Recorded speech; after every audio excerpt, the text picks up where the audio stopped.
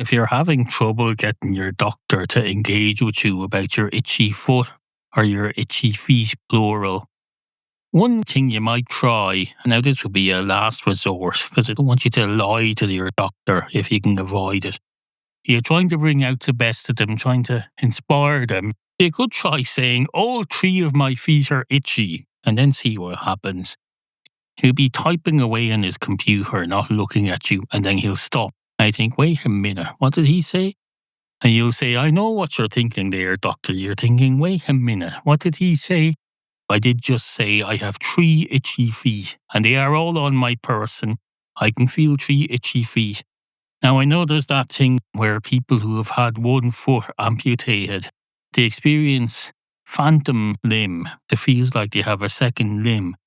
Now, I feel like I have a third limb. I've never had anything amputated or added on. So, perhaps, doctor, I had a twin that didn't develop.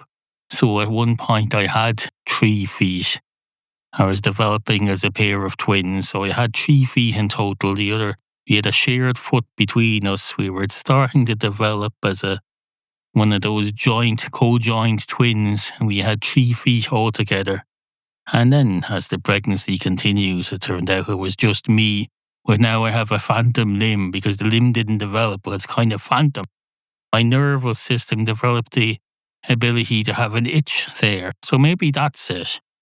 And the doctor, of course, will say, oh no, that's not how it works at all. That's not how that works.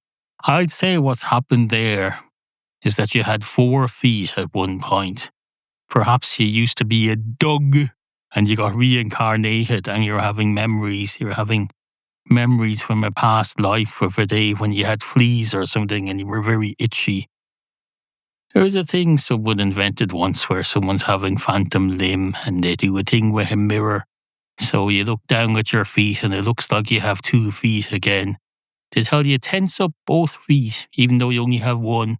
Wait a couple of seconds, then relax them, and suddenly the pain you've been experiencing for years goes away. Now, I've heard that spoken about many times in books and things. I do mean spoken about because I read audiobooks, so don't be a smart arse. I also heard about it the other day. I was re-watching House MD. He helps a neighbour who has a very, very old injury whereby he's lost a foot. House puts a mirror thing in front of him and he says, clench up your foot, now relax. And the guy goes, oh, that's great, I don't hate you anymore, because House had been a cunt to this fella. Let's not go into the details, suffice to say House had been an absolute cunt to this fella. And the fella goes, oh my God, you've cured me. Decades of this, you've cured me. This was after House had broken into the fella's house, drugged him, tied him up, and then did the mirror thing when he woke him up. And the fella still went, I love you, you fucking delicious doctor, you're great. That's how big a deal it was. We're supposed to think the House invented this or it was very little known. I've known about this for years. Was this just recently invented? It can't have been, surely. Surely every doctor knows about that. Why is this such a big surprise to everyone? Is the leg mirror thing esoteric? I don't know. Anyway, you tell your doctor you feel like you've got 3 itchy feet. And the doctor will say, we'll try the mirror thing. You've probably never heard of this mirror thing. Do you watch television by any chance? And you'll say, yes, I watch television, so I understand what a mirror is. You look into it and you see pictures on it, but it's not broadcast at you. It's your own image coming back at you, so it's different from television. I understand that. And the doctor will say, oh, that's good. Do you watch any medical procedural dramas? And you'll say, yes, I do. I watch The Good Doctor. And then, of course, the doctor will say, oh, Christ, because The Good Doctor is almost a spin-off of House. It was made by the same people as House. So he'll know if you're into watching The Good Doctor, there's a good chance you've seen House then. So he'll say, have you watched any other similar medical dramas? And you'll say, no, I've only watched, what's that one? Saint Elsewhere. Is that a thing? Wait a minute, is Saint Elsewhere a medical drama? Maybe it is. And you've watched Scrubs, and you've watched Casualty, and you've watched Holby City, and you've watched The Sullivans. Is that a medical drama? I'm not sure. The Sullivans was an Australian soap opera set during the war, I think. It used to go out on Irish television when I was a child. It had a piano theme tune. The opening theme would show a family photo, but it was on in the 80s here. For people who watch television and dramas and things, it was quite interesting to see something like this come on the television. But they go, it's time for The Sullivans. And I go, where's my harmonica? Oh, that's nice sponge. We covered that last week. Imagine that I'm playing a piano here.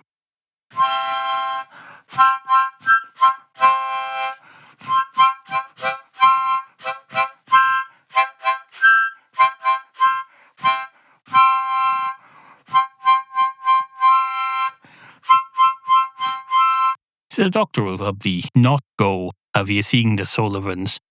I don't think it's probably that well known. Any doctor you're going to today probably doesn't even remember it being on in the 80s. Too busy cramming for his medical exams. When I was in college, I used to watch afternoon TV. We didn't have cable at the time, so I used to watch BBC Two through an aerial. We'd watch Prime Minister's Questions, which at times was quite entertaining. British Prime Minister's Questions. Then you watch some daytime cookery competition.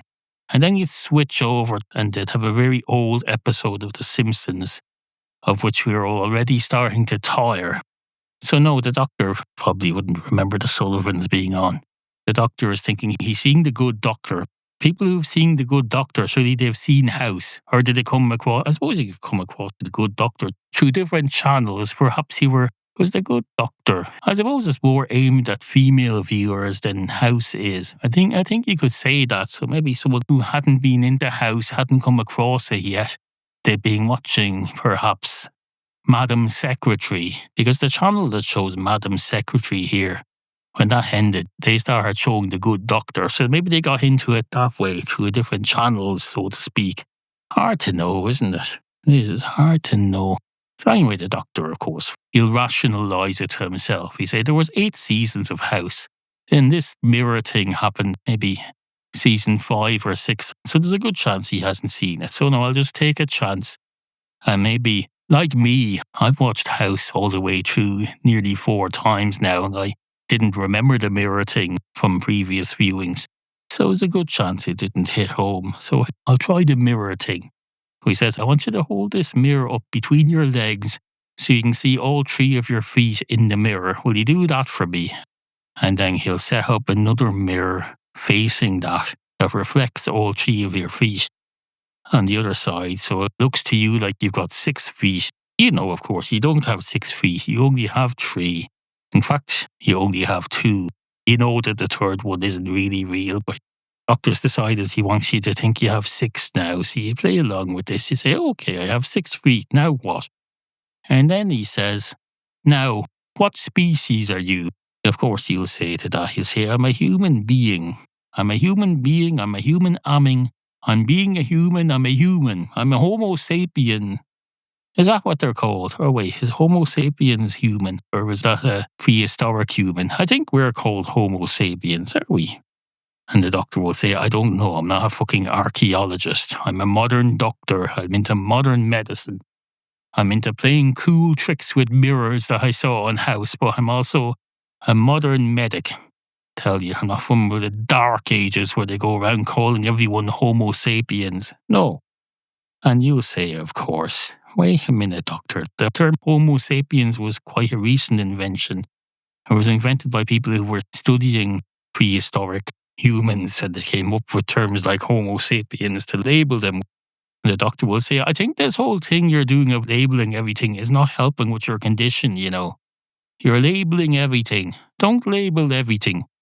And you'll say, of course, but doctor, you just asked me to label my species. You asked, what species am I?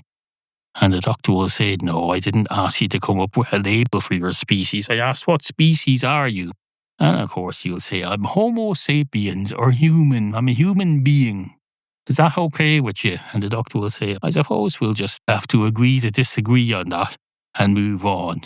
And then that'll leave you wondering, because you'll be wondering, what in the name of Christ are we disagreeing on? Does he disagree that I'm a human, or does he disagree that I'm a Homo sapien, or is he just not into the labelling thing, despite having asked me to label myself? And that'll distract you from the whole leg thing. He's done that on purpose to try and confuse you. He's trying to help you, so don't judge him for it. Just let the confusion happen. It's good for you. It's going to help you. And then you'll say, now, I want you to keep looking at your feet.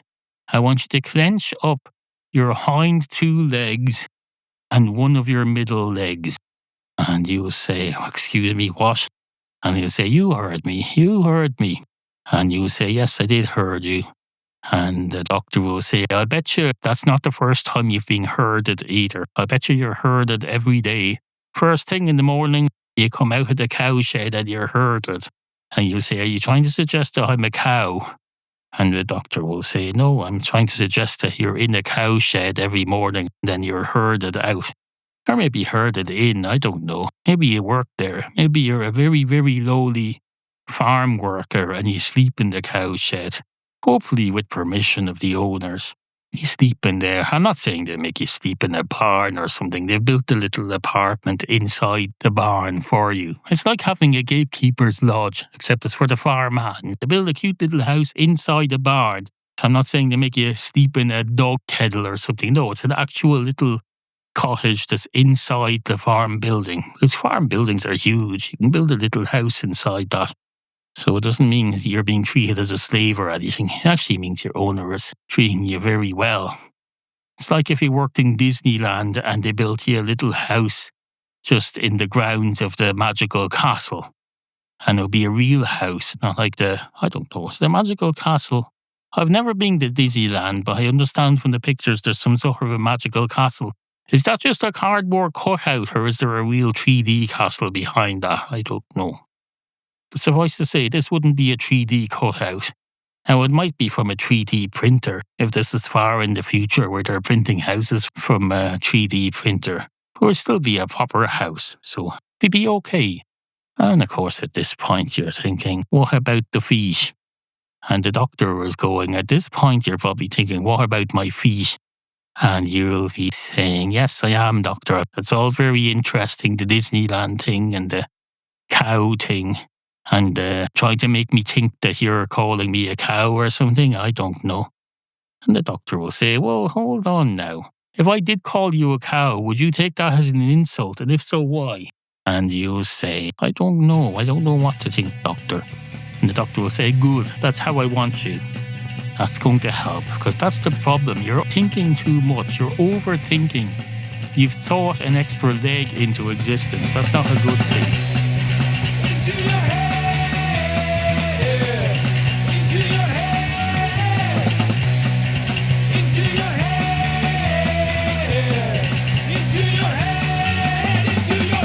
I don't have a foot odor problem. I don't mean, they used to say on that shampoo ad, they'd have someone going, Head and Shoulders, I didn't know you have dandruff. And the person using the Head and Shoulders would smile and say, I don't. No, I don't mean it like that. I don't mean I don't have a foot odor problem because I use foot deodorant. No, that's not the case. I don't have a foot odor problem, full stop. I just happen to have accidentally purchased foot deodorant instead of normal deodorant. And it's been sitting on a shelf beside my bed for about 2 years, so I thought I'll try this. I'll spray it on. I went a bit mad one day. I think I probably sprayed it on every part of my foot except the part that connects to the leg. I don't mean the ankle. I mean, if you were to slice your foot off at the ankle like a tree trunk, you would have a flat, round surface on the top of the separated foot, and that's an additional surface that you can't get at while your foot is attached. Not that I would want to. So obviously I didn't apply the foot deodorant to that surface. Actually, it wouldn't have made it worse because your foot is already separated. I suppose if you had your foot separated like that and then you applied foot deodorant to the exposed corresponding, which isn't too far away from being the same surface. It had been connected, it would be less than a millimetre away when it was joined. When you slice open a tree to try to verify what age it is, you chop it open and you look at one slice that was on top of the other slice and they're nearly the same. One is a year older than the other. You're not going to say that's from a completely different tree No, it's the same tree just a year later. And the same is true of the two surfaces that you expose when you chop a foot off at the ankle. You're not going to say, oh, that surface there is all 100% foot, and that surface there is all 100% leg. It has nothing to do with the foot at all. No, it's a gradual thing. As you go up from your foot up towards your ankle and up, there isn't some line where it suddenly goes, that's foot and that's leg. No, it's gradual. I assume, anyway. There isn't some line. And if there was, you'd be very lucky to have your foot sliced off at just exactly the right line. Maybe they do that when you're getting your foot amputated. I doubt it, though. There are other issues involved, other factors you have to decide. Where am I going to chop? Anyway, that's not the point. I was just saying that I didn't apply the foot deodorant to that surface because that surface wasn't exposed, and if I had done it, that would probably have caused a lot of pain. I wouldn't have done that anyway. Obviously, you don't want to apply deodorant to anything that's inside of your skin underneath. No, that would be silly. That would be like putting salt on a wound. But if you did have that access and you applied foot deodorant to the exposed part of your foot that had been sliced off, but then you looked at the exposed part of your leg from which it had been sliced off and said, no, I'm not going to apply foot deodorant there because that's part of my body, that's not part of my foot. That would be a bit silly because I don't think the counting the rings thing even works on humans, does it? Probably not. Point is, when you chop your foot off at the ankle, and I don't recommend doing this, but when you chop your leg off at the ankle, the two exposed surfaces are pretty much from the exact same part of the leg or foot. There isn't that bit is foot surface and that bit is leg surface. No. If you were to analyse the surfaces, you'd probably find that surface that's still on the leg is a mixture of foot cells and leg cells. And the same with the surface of the foot that's being chopped off. Well, that part is probably dying. If you got medical treatment on time, your leg is not dying. That's all I'm saying there. Anyway, I tried this foot deodorant. And I think that's contributing to the itch. I think the itch has pretty much gone away, but now has follow-on problems from itching because I scratched my foot a lot while I was half asleep and over-scratched it. And we all know what happens when you over-scratch a foot. It didn't help that I'm wearing these winter-type socks that are kind of rough. They don't help at all. They help with the scratching it. But as I've just explained, you want to do less scratching. So no, don't go around deodorizing your foot for recreational purposes. I know last week I talked about scratching yourself for recreational purposes as part of a little break in the middle of your shower routine. Yeah. Scratching myself for recreational purposes. At least in that instance in the shower, you haven't sprayed yourself with foot deodorant or any other chemicals other than your chosen shower product, which I assume you're used to and you've already established doesn't have a negative effect on you. I presume you have something in your shower for washing that you're not allergic to, you've tried before. Certainly if you're trying a new one, be careful about where you put that. I've just noticed a thing come up on my phone. It's rather distracting. I have my phone here for a reason, but it's also distracting. Apparently my cat flea stuff is 8 stops away. That's great. My right foot is itching now, and that's inconvenient. Hold on, let me hear. Don't worry, I'm not going to scratch my foot off. I'm just going to adjust my sock and then slightly gradually scratch it. I notice now my fingernails are quite long, except for my thumbs. I cut my thumbnails in bed last night because I noticed they were getting uncomfortably long. So that might be part of the problem too, and I've got quite long toenails, but I also have cats who play with my toes in bed. I suspect they might be also hurting my feet. Basically, everybody's out to get my feet. My shoes are out to get my feet as well. I have shoe issues as well. So everybody's out to get my feet. Just leave my fucking feet alone. Like everybody's got a fucking foot fetish. The shoe manufacturers, the sock makers, the people who send me deodorant that I thought was normal body deodorant and I wasn't going to use, but as I say, it sat like an ornament on my shelf for a couple of years. I thought, either I can throw this bottle away and then it goes completely to waste, or I can have a bit of a sense of adventure and sample it. someone sells you a free sample of something, it mightn't be something that you're interested in. At least you try it. This wasn't a free sample. There was something I purchased by mistake. I felt I was getting some value out of it, even if it wasn't serving any purpose for my feet or hygiene, because I didn't need it. I was at least having the experience of trying out foot deodorant for the first and probably the last time in my life. By the way, surprisingly, the foot deodorant problem might be obvious to you. Probably not obvious to you, as I discovered a couple of years ago. If you put talcum powder on the underside of your foot, because you've got some issue, I don't know what the issue might be, but you put that on your foot and then put on your shoes and socks and then walk several miles around Dublin City, that's going to destroy your feet. You get blisters and all sorts of shit. It's not good. That came as a surprise to me. I'd have thought talcum powder is something that protects you as long as it hasn't been spiked with anthrax. Talcum powder is pretty much baby powder. Just sometimes they rebrand it as talcum powder and say, this is talcum powder. Talcum sounds a bit like, the children's comics I used to read, like the Beano. They'd have some stereotypical cowboys and Indians, as they were called in those days. And they'd have some stereotypical Native American. Here's my totem pole. It's basically a pole with loads of faces on it. And I'm going to end every sentence with There was a comic strip called Little Plum in the Beano, an English children's comic. Went on for many decades, affixing the word UM to every word to make it sound more cowboys and Indian, or whatever you call it. I don't know what you call that anymore. I didn't know what you called it then either. It was all new to me. I wasn't into those films as a child. I was into funny comics because I knew damn well one thing a child shouldn't be reading. I knew this at 7 years of age. I knew the world is a harsh, horrible, shitty place, and the last thing you need to do is go around reading comics about war and space aliens and Superman needing to rescue some poor child who's falling off Niagara Falls. No, you read funny stuff. You build up your bank of humour, and that'll serve you well later in life. Podcasts weren't invented in the 1980s.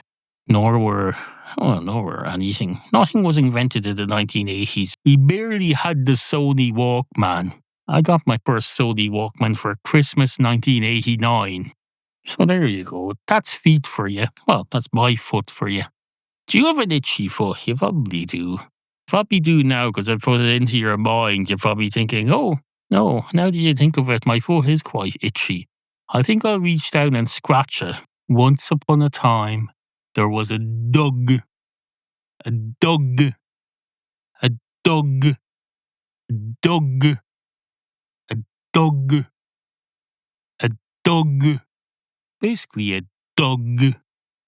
And this dog, he was walking along the road one day, minding his own business on his way to the local butcher's to make a nuisance of himself.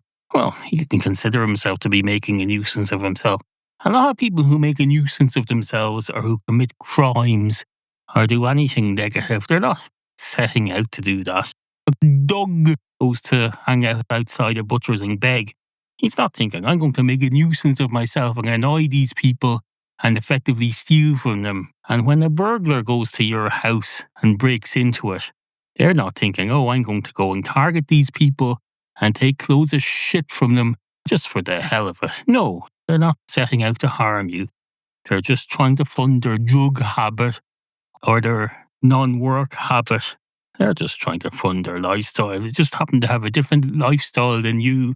They haven't chosen to take part in the same society that you've automatically chosen to take part in from the day you were born. No, they have a bit of independent thinking. They think, no, I'm aware that I've been birthed into this society from an early age. I wasn't given the choice. I wasn't told, do you want to live in this society or do you want to live in the jungle with apes and monkeys and things? We've set up this society and we've automatically assumed and demanded that everyone partake in it. You tell someone, for example, if you don't want to partake in our rules of the road, don't use the roads. Well, you can't not use the roads because we've covered the whole fucking place with roads. You can't even go for a walk now without crossing 4 roads to get past a roundabout that's being put in to make life easy for the rest of you. And it's pretty much the same thing for this Doug. He's just living a normal, acceptable, perfectly natural dog's lifestyle to the extent that you can live a perfectly natural dog's lifestyle when your whole planet has been filled up with civilization and roads and shit. As we join him on this story, he's walking along the road, as I said, minding his own business, on his way to the butcher's. He hasn't got there yet. So maybe I should move the story along a bit to when he gets to the butcher's. Let's do that. We're moving along. He's at the butcher's now. We've transported ourselves further along his timeline so we can gawk and spy and judge this poor dog. He's just basically trying to fit in. There's a shop there that's got smell of meat everywhere. He smells sausages. He thinks, Christ, if this was the jungle, I could just go in and take those sausages. In fact, no, that's not quite true. If this was the jungle, there would be no such thing as sausages, and I therefore wouldn't be tempted by them. I wouldn't be tempted to steal. Because of this civilization here, the smell of sausages is driving them absolutely fucking nuts. So he goes down to the shop and he goes up and starts panting at the door, looking hopefully at customers and at the butcher and at the staff and at the dog warden outside. I bet you dog wardens park their vans outside butchers to try and entrap these dogs, just as the cops do when they're trying to catch speeding motorists. They'll park a van somewhere along a part of the highway, road, motorway, where people are known to break the law, and then they'll entrap people by watching them break the law and then enforcing the law against them. Don't enforce the law against people just because you catch them breaking it. That's not what law enforcement is about. It's different for a dog. That dog didn't sign up for any of this. That dog was grown in some other dog's stomach, possibly against the other dog's will, because they inseminate these dogs now. They say, oh, here's a dog. I wanted to have puppies, but I want to control what type of puppies they are. So I'll merge this dog with another dog, effectively. I'll find another dog of my chosen breed and I'll merge it with this dog. And then I'll be on my way to having the type of dog that I want. It's going to take a few generations, but we create this dog come hell or high water, just like Mary Shelley's Frankenstein. Effectively, she created both Frankenstein and the monster because it was all fictional and she made it up. And everyone said, oh, look, it's the first ever science fiction story ever in the history of the universe. Isn't that great? And then I presume the next science fiction thing that came along was Dracula. Did that count as science fiction? Well, it should. It's biology fiction, isn't it, surely? Biology is a branch of science. Dracula and vampires and the existence thereof in fiction should be referred to as biology fiction. And biology fiction should be a branch of science fiction. It's quite simple. You can call it horror as well, because it is appalling. But there are elements of real life and real science that could be branded horror as well. Lots of things are horror. That dog, for example, that dog decide to go nuts and eat the face off someone, that would be horror. It wouldn't be fiction, it would be real life horror. And dogs have done that in real life recently, so let's not go down that road. You don't want to go into that because it's been real news lately in this country, not as subject to be looking for humour in, so let's not do that. Anyway, on with the show. Now I know what you're thinking there. You're thinking if the smell of raw sausages is driving this dog nuts, then he's not going to survive long in this world either way, society or no society. He's going to be tempted by raw sausages.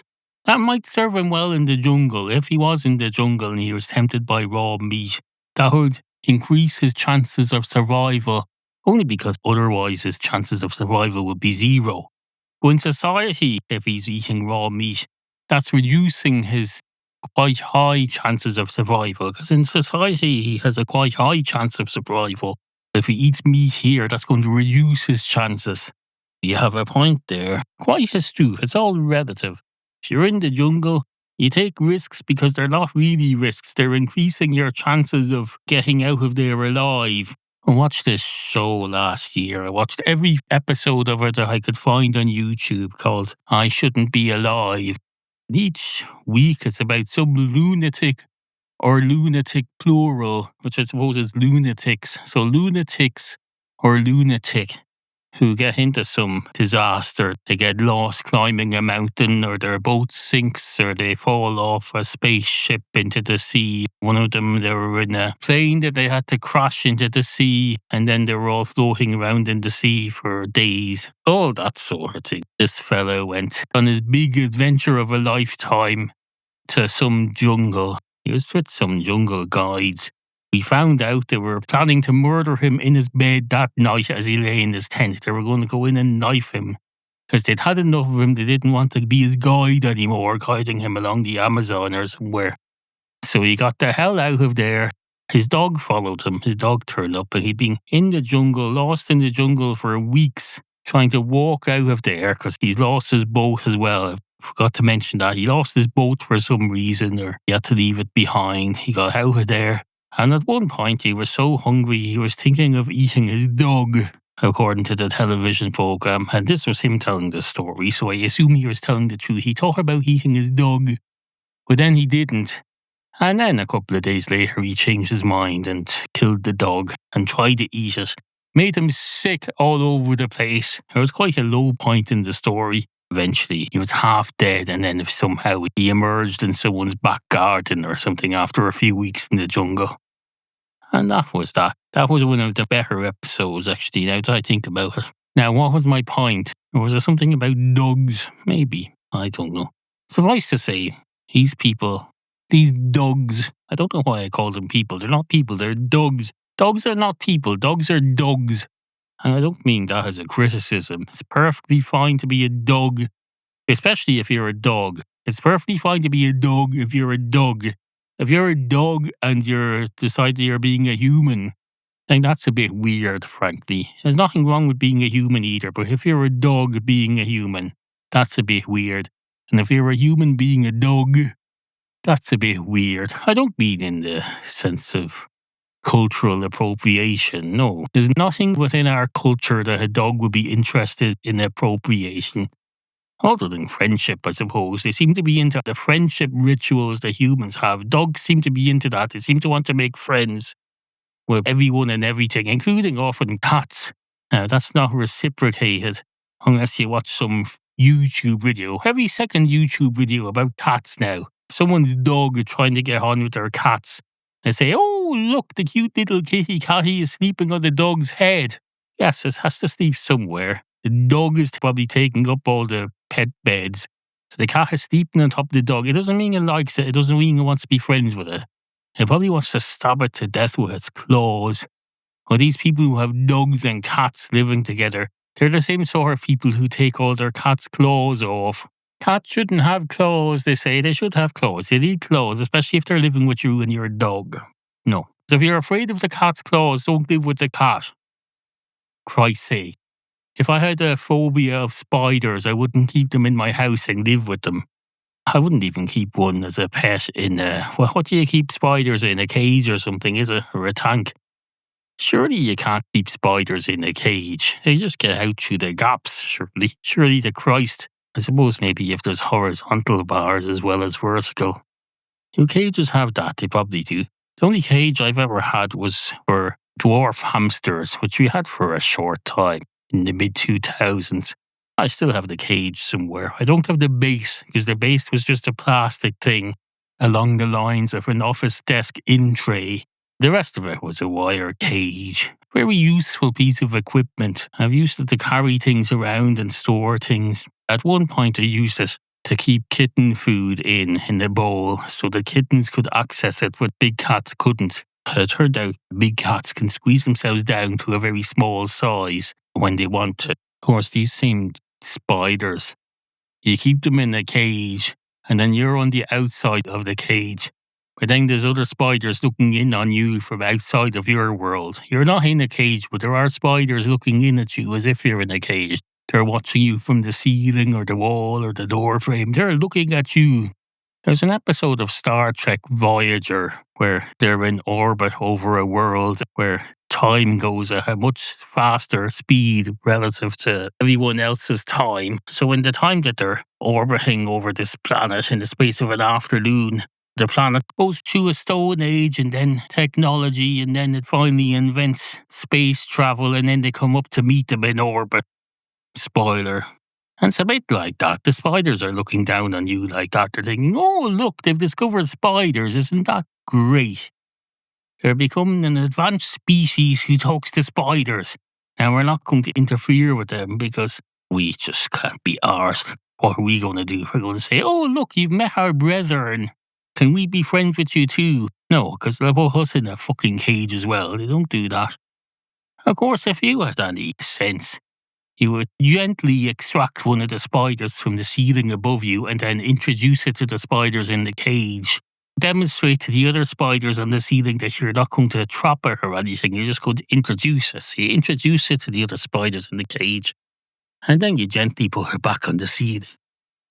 Now, what would that achieve? I don't know, but what does it achieve, you having a spider in a cage in your house? Nothing. Absolutely nothing. All you're doing is making a show of yourself, an exhibition of our species.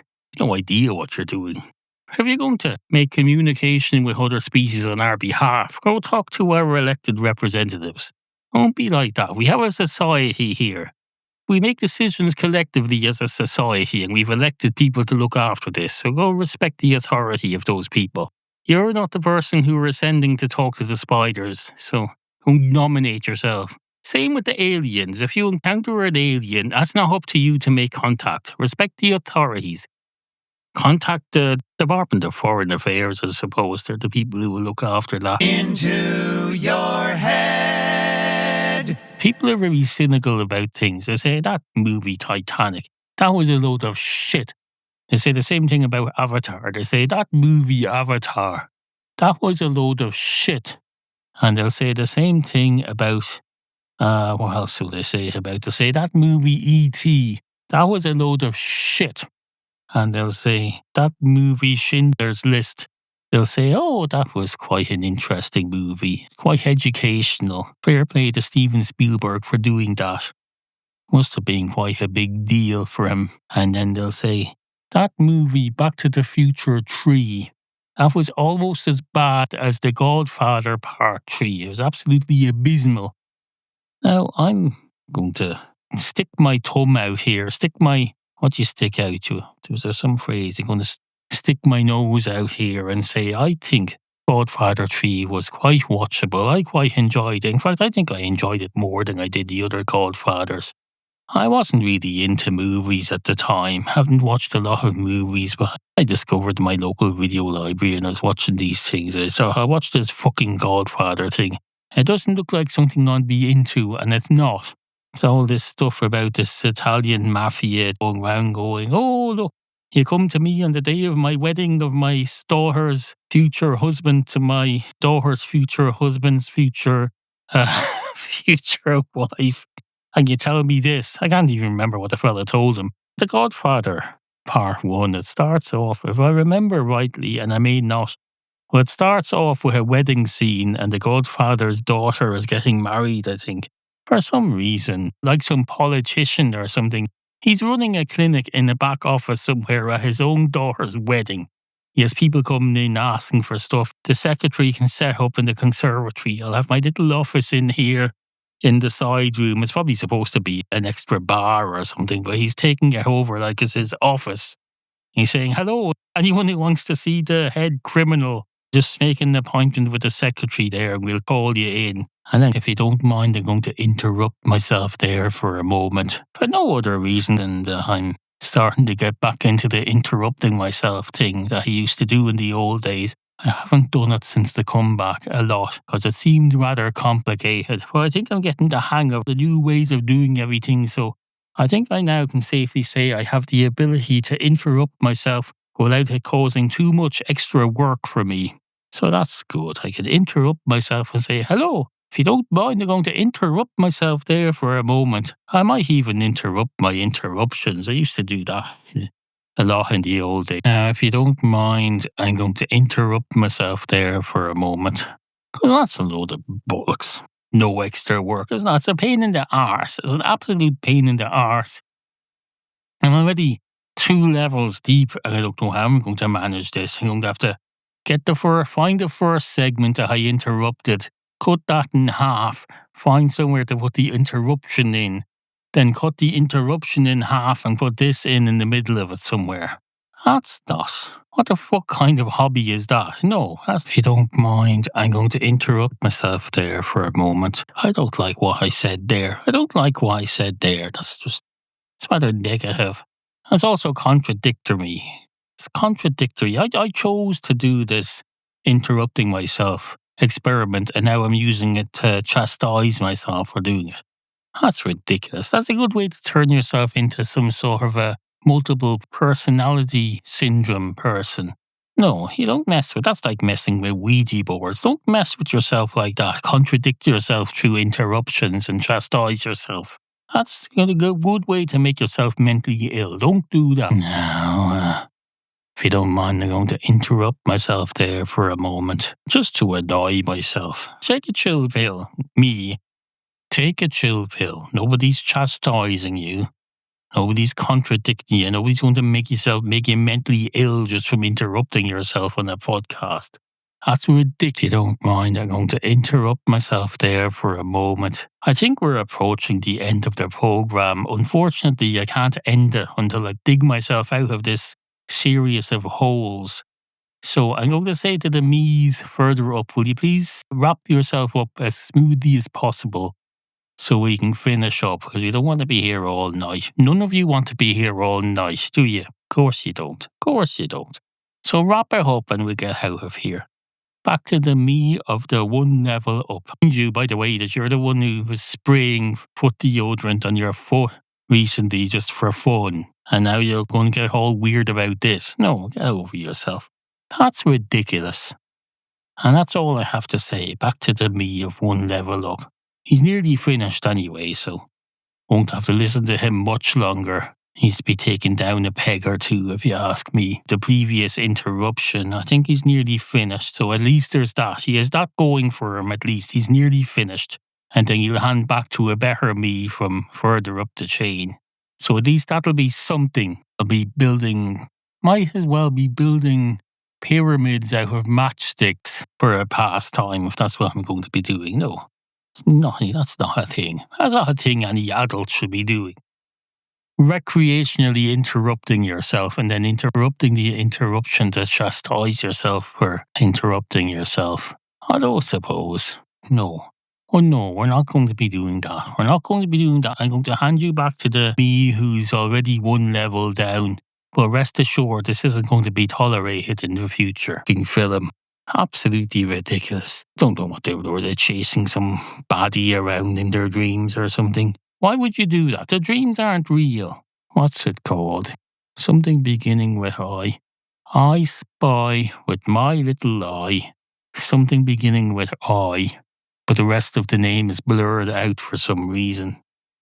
What's the name? Is it something beginning with I-N? Try I-N. Is it interval? No. Insipid? No. In something, imprint? No. I'm not going to look it up. This isn't Inception. That's what it is. Inception. Isn't that great? I remembered it. By chancing that it might be I-N. I wasn't at all certain that it started with I-N. I was only certain that it started with I. There was only a 1 in 26 chance, as far as I knew, that there was an N after the I. But I thought, no, I'll try the I-N thing. And it turned out well. I might play the lotto tonight. That's great. Anyway, it's Inception. That's what it was, the dream.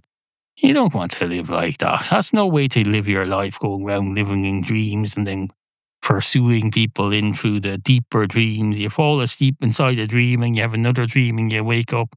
Well, there's a good way to make a humorous podcast. You can interrupt yourself and then interrupt your interruption and then interrupt your interruption of your interruption. It can be fun in my experience. It can be fun. What else was I going to say to you? Oh, nothing. I just wanted to try the interruption and see what happens. That's it. When comes in. I forget what he says. He probably asks for something or suggests something and really pisses off the Godfather. He says, you come in here on the day of my daughter's wedding Yes, he came in there because you invited him in. You set up a clinic and you said, anyone wants to see me, I'm available now, I'm seeing people. Would you ever get over yourself, Godfather? Anyway, I remember quite enjoying Godfather 3, mainly because I'm not really into old movies, and Godfather 3 was a bit more modern. He had the older, what's his face, the Godfather's son was getting a bit older. He had his beard and he had this grown up, aging face. He wasn't a teenager anymore. He didn't have your man, the Godfather. I wasn't into him. Your man, the Godfather, I didn't like him. He was just a bit old fashioned 1970s movies. No, I liked the new one. It felt modern. It felt like a movie I could watch. This was in the 2000s. It felt like something that had been made in the 1990s, which perhaps it had, I don't know. Partly everyone else hated it. Everyone else thought The Godfather 3 sucked monkey nuts big time. No, it was perfectly fine. Nothing wrong with it at all. As good, if not better, than Back to the Future 3, I would argue. I've talked about Back to the Future 3 recently. Let's not go into Back to the Future 3 again and drag it all up again. No. Suffice to say, Godfather Part 3 was absolutely fine, perfectly acceptable. Perfectly acceptable. Not a problem at all. Anyway, good morning.